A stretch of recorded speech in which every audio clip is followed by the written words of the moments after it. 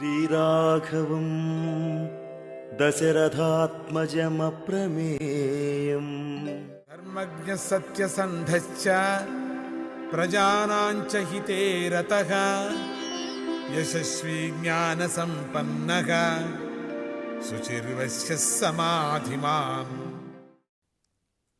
ధర్మము తెలిసినటువంటి వాడు సత్యవ్రతుడు, ప్రజల మంచి యందు ఆసక్తి గలవాడు, కీర్తి జ్ఞానములు గలవాడు, శుచి గలవాడు, భక్తులకు వశుడైన వాడటువంటి నీతి గలవాడు అని ఈ శ్లోక తాత్పర్యం వస్తుంది. రాముడు ఏది చేసినప్పటికి కూడా ధర్మం కోసమే చేస్తాడు. చివరకు రావణవధ కూడా ధర్మం కోసమే చేశాడని చెప్పారు. ధర్మం చాలా సూక్ష్మమైనది. దాని తత్వాన్ని, సారాన్ని తెలుసుకోవటం చాలా కష్టం. కొందరికి కొన్ని ప్రాంతాలలో ధర్మం అనిపించింది అక్కడ, మరికొందరికి మరికొన్ని ప్రాంతాల్లో అధర్మంగా కనిపించవచ్చు స్వామి యొక్క కథ చదువుతుంటే. అటువంటి సందర్భాల్లో వేదశాస్త్రాలను, స్మృతులను అనుసరించి కర్మను ఆచరించాలి. అన్నీ తెలిసిన రాముడు ఎప్పుడు కూడా వేద విహితమైన కర్మని ఆచరించాడు. ఎందుకంటే అది తెలుసుకున్నప్పుడు మాత్రమే రాముడు చేసినటువంటి ప్రతి పని మనకు అర్థమవుతుంది. లేకపోతే అదెందుకు కట్టు చేశాడు, ఇదెందుకు కట్టు చేశాడు అనే ఎక్కువ ప్రశ్నలు వస్తూ ఉంటాయి మనకు. తనను శరణన్న వారిని స్వామి రక్షించడమే ప్రధాన ధర్మంగా కలిగి ఉన్నాడు. విభీషణుడు శత్రుపక్షం వాడే అయినప్పటికీ కూడా శరణని వేడుకోగా అభయమిచ్చి కాపాడాడు. పైగా శరణు అన్నవారికి అభయం ఇవ్వకోకుండా వాడి దోషాలను లెక్కించడం అధర్మం అన్నాడు. రాముడు సత్యసంధుడు, అంటే నిజమైన ప్రతిజ్ఞ గలవాడు. ఓ సీత, నిన్ను నా తమ్ముడైన లక్ష్మణుని కూడా చివరకు నా ప్రాణాన్నైనా విడిచిపెట్టేస్తాను, కానీ నేను ప్రతిజ్ఞను మాత్రం విడవలేను. అంటే ఆ ప్రతిజ్ఞ మీదంత పట్టుదల అన్నాడు అరణ్యకాండంలో రాముడు.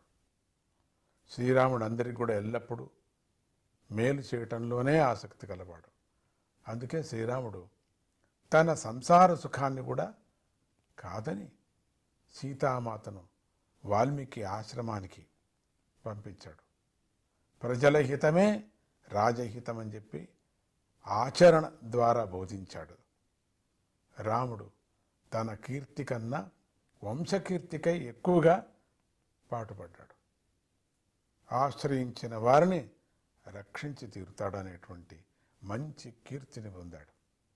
యుద్ధంలో లక్ష్మణుడు మూర్ఛపోగా, అయ్యో ఇక్ష్వాకు వంశం వాడు ఒక్క స్త్రీని కాపాడుకోలేకపోయాడు, తన భార్యకై తమ్ముణ్ణి కూడా కోల్పోయాడని చెప్పి రాబోయే కాలంలో ప్రజలు మన వంశాన్ని గురించి ఎంత నీచంగా మాట్లాడుకుంటారో కదా అని బాధపడ్డాడట. రాముడికి శత్రు సంహారం వల్ల, పరాక్రమం వల్ల కీర్తి కలిగింది. రాముడు జ్ఞాన సంపన్నుడు, అన్ని విషయాల్లోనూ జ్ఞానం గలవాడు, అన్నిటికీ కూడా మూలమైనటువంటి గొప్పదైన ఆత్మజ్ఞానం గలవాడు. అందువల్లనే పక్షి అయినటువంటి జటాయువు కూడా మోక్షం ఇవ్వగలిగాడు.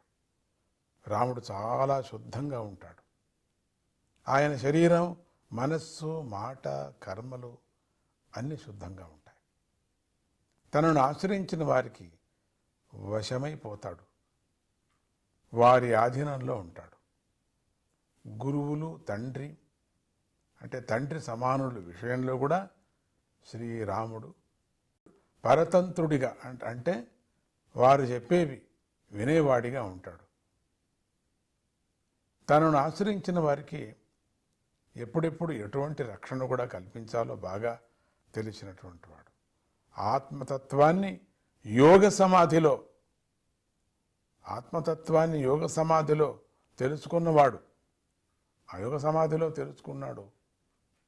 అటువంటి వాడిని భజించిన వాళ్ళంతా కూడా యోగ సమాధికే వెళ్ళి తెలుసుకోవాల్సిందే.